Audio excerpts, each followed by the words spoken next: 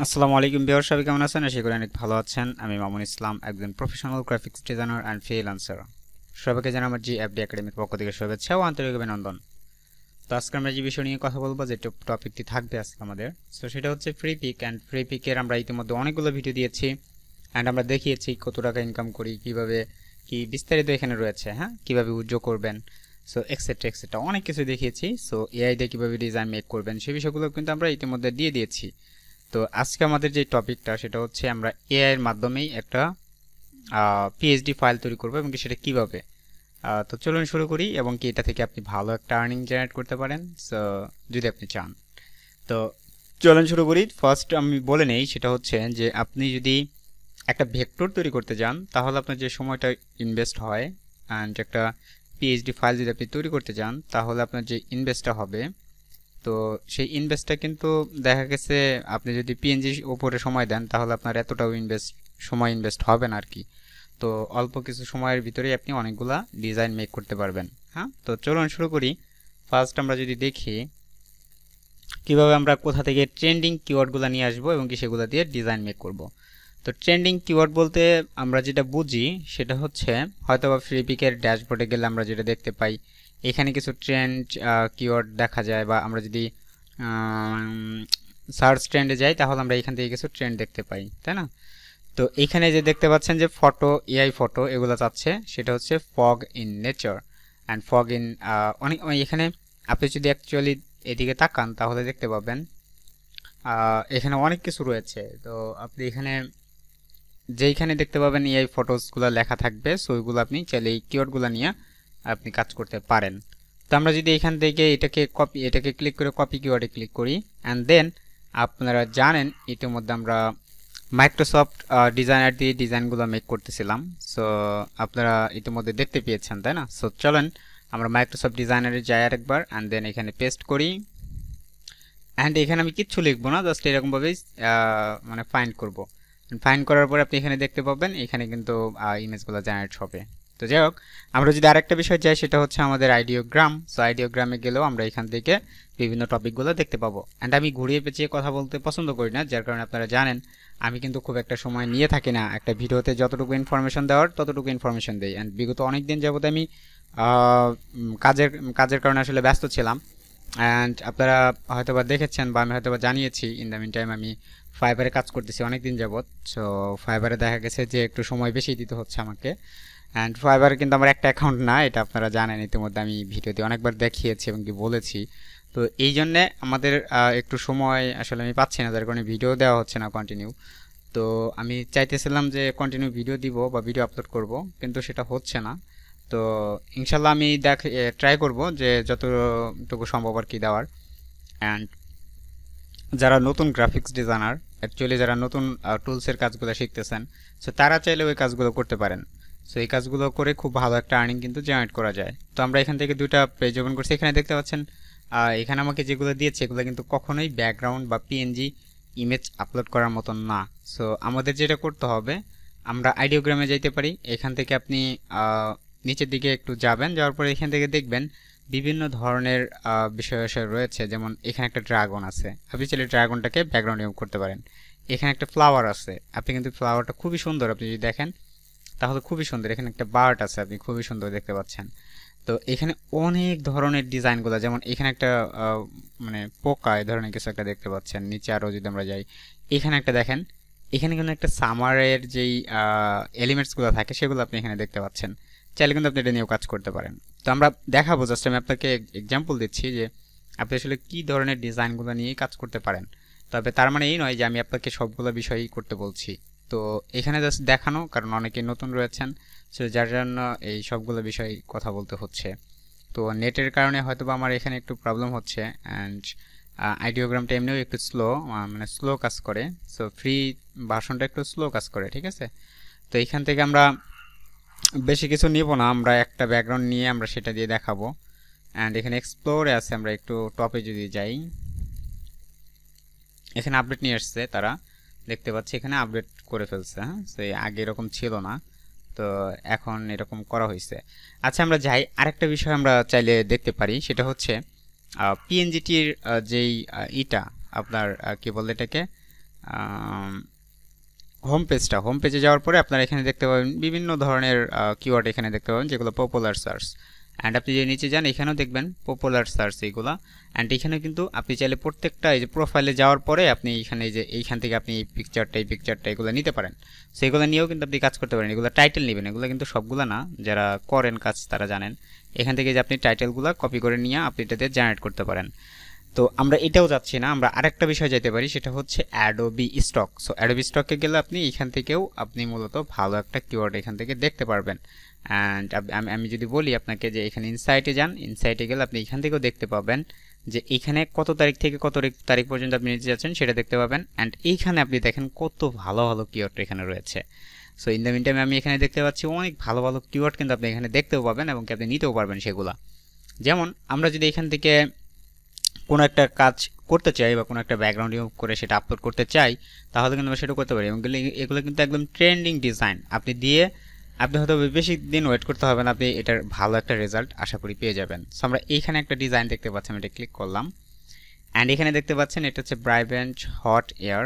So এটাকে আমরা কি করব, এটাকে আমরা কপি করবো। যেটা আমি ওই ডিজাইন কপি করব না, আমি জাস্ট এটাকে কপি করে নিয়ে এটা দিয়ে আইডিয়া তৈরি করবো আমি, ঠিক আছে। সো এটা হচ্ছে আমার কথা। এইখানে একটা হর্স ছিল, এটাও আমরা চাইলে করতে পারতাম। এখানে একটা লায়ন ছিল, তো এখানে একটা এই যেখানে একটা ক্যাট ছিল।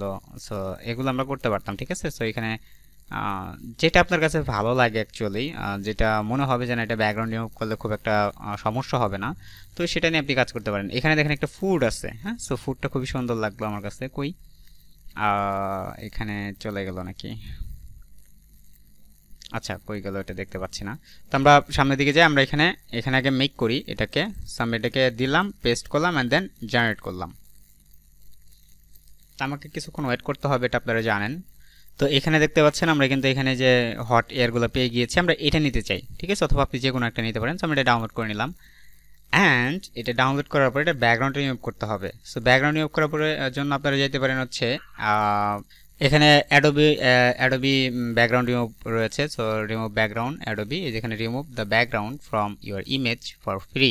সো এটা কিন্তু অ্যাডোবি এক্সপ্রেসে। সো এখানে আমরা আপলোড করলাম, upload your photo, and then এখানে আমরা এটা সিলেক্ট করলাম। সিলেক্ট করার পর আমরা এইখানে দেখতে পাচ্ছেন আমাদের এটা কিন্তু আপলোড হচ্ছে। অ্যান্ড এখান থেকে আমাদের ব্যাকগ্রাউন্ডটা রিমুভ হবে। অ্যান্ড ব্যাকগ্রাউন্ড রিমুভ হওয়ার পর আমরা এটাকে ডাউনলোড করব, অথবা আমরা এখানে একটা একটু ক্লিয়ার করতে পারি ইমেজটাকে। সো ইমেজটা কীভাবে ক্লিয়ার করবো, যারা একটু ফটোশপ জানেন আর কি, তাদের জন্য খুবই ভালো হবে বিষয়টা। অথবা আপনারা চাইলে এরকমই আপলোড করতে পারেন। তো এখানে দেখতে পাচ্ছেন free to use, no credit and card required. Then download click করেন, তাহলে এইটা আপনার ডাউনলোড হবে এবং এইচডি একটা ইমেজ আপনি এখান থেকে ডাউনলোড করতে পারবেন। এবং এগুলো ফ্রি, আপনাকে কোনো ধরনের সফটওয়্যার ইনস্টল করতে হচ্ছে না, কোনো ধরনের ঝামেলা আপনার যেতে হবে না, ঠিক আছে। সো এখন আমরা যেটা করব, ফটোশপে যাব, অ্যান্ড দেন ফটোশপে যাওয়ার পর আমরা এখানে একটা ফাইল মেক করব। সো সেটা হচ্ছে, আমি এখানে চাইলে আরও বড় করে নিতে পারতাম। সো ধরেন 3000 বাই 3000 নিলে বেস্ট হয়। তো আপনারা চাইলে একটু ছোট করে নিতে পারেন। তো আমি এখানে 3000 বাই 3000 না নিয়ে আমি এখানে একটু ছোট করে নিলাম, হ্যাঁ। সো আপনারা এখানে আরও ছোট করে নিতে পারেন, এটা কোনো ব্যাপার না। তো আমি এখান থেকে 1000 বাই 1000 নিলাম। তো আমি এটা কেটে দিয়ে 1000 বাই 1000, ঠিক আছে।